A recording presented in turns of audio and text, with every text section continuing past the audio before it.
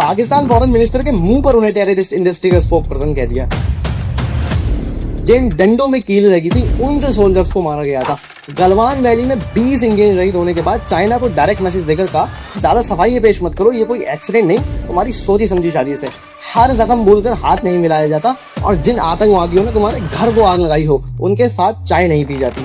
जो यूरोप सालों से दुनिया को लेक्चर देता था उसके ऑर्डर को एक्सेप्ट ही नहीं करा और उल्टा खुद का ऑर्डर लिख के दे दिया, हम तो तेल रशिया से ही खरीदेंगे, हमें तुम्हारी लड़ाइयों से कोई मतलब नहीं। जैसे ही विदेशी पत्रकार ने पाकिस्तान का नाम लिया तो जरा सी रिस्पेक्ट ना करते हुए पाकिस्तान को इपिक सेंटर ऑफ टेररिज्म कह दिया।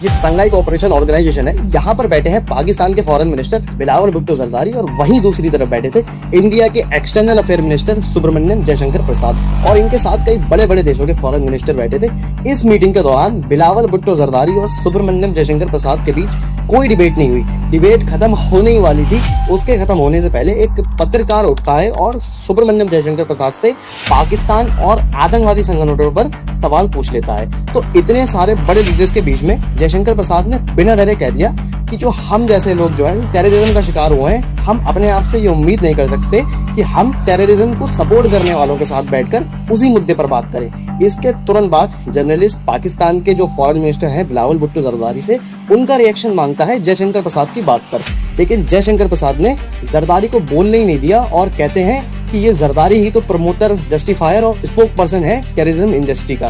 बस इस स्टेटमेंट के बाद से ही सुब्रमण्यम जयशंकर प्रसाद पूरे हिंदुस्तान में मशहूर हो गए और इंडियंस ने इन्हें नाम दिया एस जयशंकर प्रसाद। लेकिन ये पहली बार नहीं था, इससे एक साल पहले यूरोप और चाइना को भी इन्होंने ही सीधा करा था। पहले कई सालों में जब भी इंडिया में किसी बड़े इंटरनेशनल क्राइसिस की दिक्कतें आई हैं, हमेशा दिल्ली के रहने वाले सुब्रमण्यम जयशंकर प्रसाद ने कमान संभाली है। इनका बचपन से ही जो घर का एनवायरनमेंट है वो शुरू से ही स्ट्रेटेजिक और इंटरनेशनल अफेयर से जुड़ा हुआ है, क्योंकि इनके पिता कृष्णा स्वामी सुब्रमण्यम IAS और इंडिया के टॉप स्ट्रेटेजिक अफेयर एक्सपर्ट में से थे। जयशंकर प्रसाद ने जवाहरलाल नेहरू यूनिवर्सिटी से अपनी पूरी पढ़ाई कंप्लीट की और 1977 में IFS Indian foreign service join की। अब 2007 आता है, 2007 में एस जयशंकर को चाइना का एम्बेसडर बना दिया जाता है। वही चाइना जिससे इंडिया की हमेशा से दुश्मनी रही है। अब इसके बाद से बहुत इंटरेस्टिंग पार्ट शुरू होने जा रहा है, ध्यान से सुनना।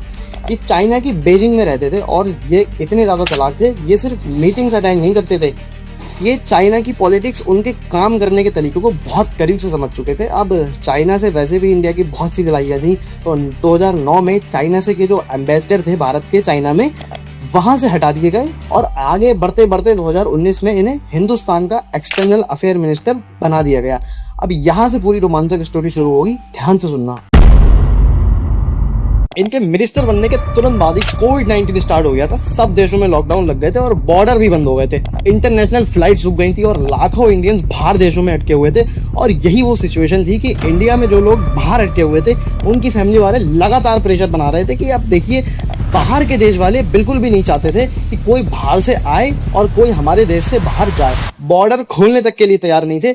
बट जो प्रेशर था एस जयशंकर प्रसाद के ऊपर, वो दिन ब दिन बढ़ता जा रहा था। अब इसी मूवमेंट पर एस जयशंकर प्रसाद भारत वंदे मिशन लॉन्च कर देते हैं 2020 में और ये बड़ी सूझबूझ के साथ अलग अलग देशों से बातचीत करते हैं, उन्हें मनाते हैं और बहुत सारे प्रॉमिसेस करते हैं कि हम स्पेशल फ्लाइट्स का इंतजाम करेंगे, अपने ही देश की फ्लाइट भेजेंगे, इंडियन नेवी तक के यूज़ के लिए कह देते हैं। फिर प्रॉमिस के मुताबिक सारे काम किए जाते हैं और इंडियंस के साथ दूसरे देश की भी सुरक्षा का ध्यान रखते हुए उन लोगों को इंडिया वापस लाया जाता है। अब जो इस टाइम पर जो इंडिया के प्रधानमंत्री थे, प्रधानमंत्री नरेंद्र मोदी, उन पर एक और बहुत बड़ा प्रेशर बनना स्टार्ट हो जाता है। वो प्रेशर था गलवान वैली।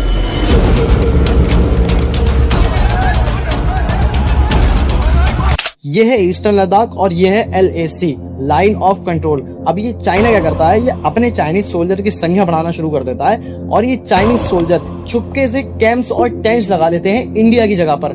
इन्होंने बहुत बड़ी संख्या में मिलिट्री व्हीकल्स और भारी हथियार भी लाने शुरू कर दिए थे कुछ एरियाज में। तो चाइनीज सोल्जर्स उन जगहों तक आ गए थे जहां पर इंडिया के मुताबिक दोनों साइड से पेट्रोलिंग की जाती थी। अब इंडिया भी सेम चीज करना स्टार्ट कर देता है। इंडिया ने भी बॉर्डर पर सोल्जर्स इंक्रीज करना स्टार्ट कर दिए थे, टैंक्स और हथियारों की भी संख्या बढ़ा दी थी। लेकिन इस पॉइंट तक कुछ नहीं होता है। दोनों साइड के कमांडर्स ने बातचीत की और चाइना ने एग्रीमेंट साइन किया कि जो हमने ये कैंप्स और ये टेंट्स जो इंडिया की जगह पर लगा रखे हैं वो हटा लेंगे।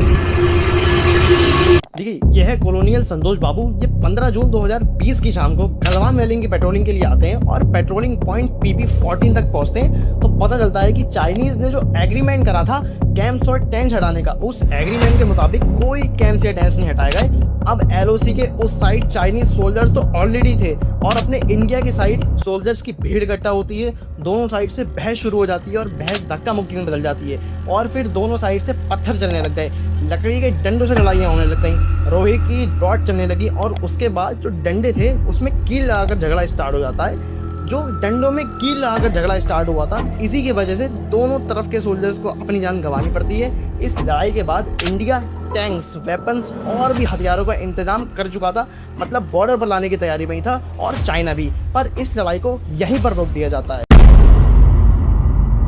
ये वांगी हैं चाइना के फॉरेन मिनिस्टर, इनके पास एस जयशंकर प्रसाद का फोन आता है। सबसे पहले वो इन्हें बहुत बड़ा रियलिटी चेक देते हैं कि जो चाइना ने करा है वो पूरा प्री प्लान था। चाइना बहुत बड़ा गद्दार है जो कभी भी एग्रीमेंट का उल्लंघन कर देता है और हर इंटरव्यू में, हर इंटरनेशनल हॉल्स में चाइना की बिना डरे बहुत इंसल्ट करते हैं और फिर लास्ट में इस प्रॉब्लम को सॉल्व कर दिया जाता है दोनों तरफ से।